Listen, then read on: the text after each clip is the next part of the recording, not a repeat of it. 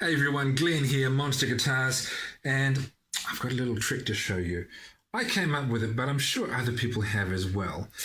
So here is a guitar body template made from MDF, which I then used to route out the guitar body. And the model is called, I'm calling it the Flame. It was, when I first made it, I was thinking of it as the Flame 2.0, but it's going to be the standard Flame.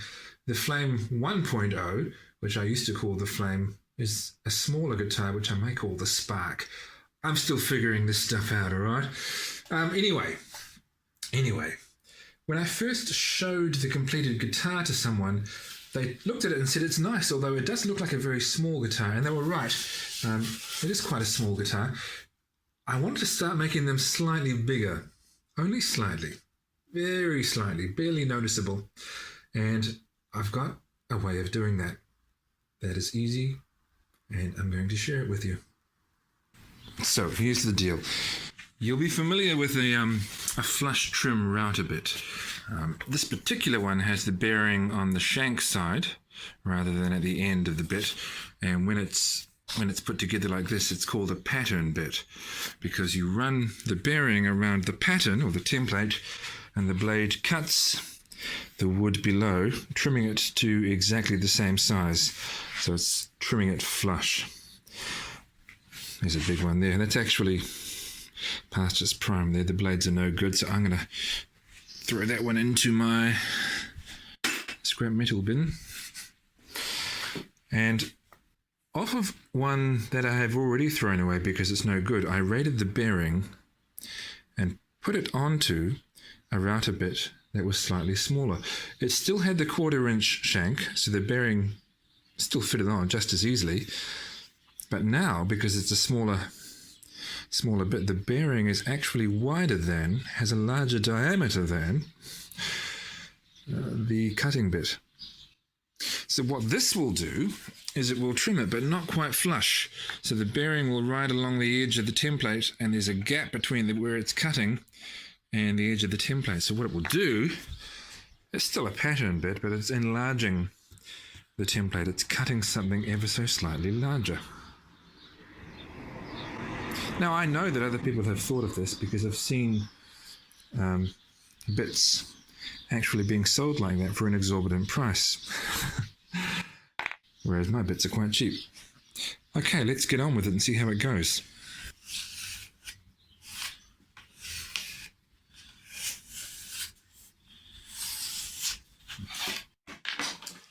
Right, obviously I'm going to cut it out slightly oversized because I'm going to be routing it oversized, but that's a good guide.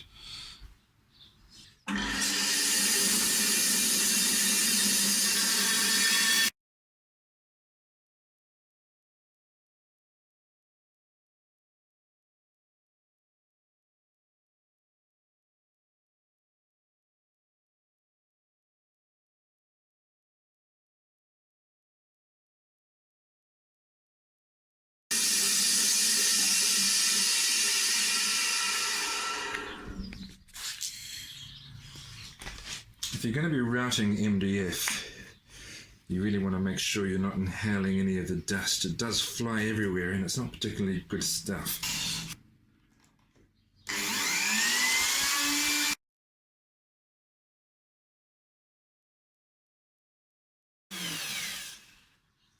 Alright, and I can see that's cutting it just 2 or 3 millimeters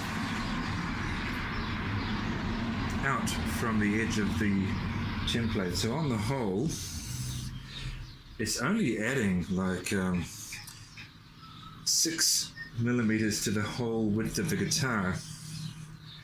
Will that be enough? I don't know. As I said, I can then go and widen it further, but let's just get this done.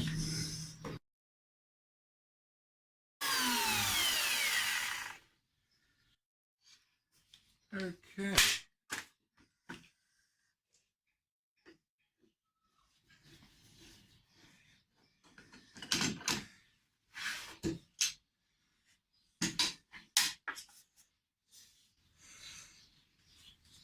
There's the original, there's the copy.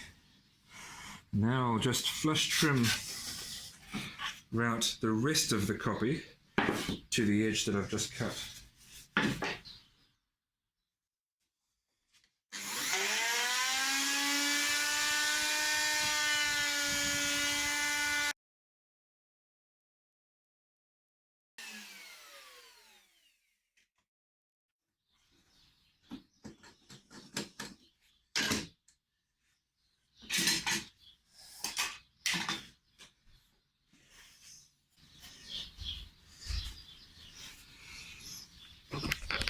And it's as simple as that, and it really is quite simple. So there's the original template.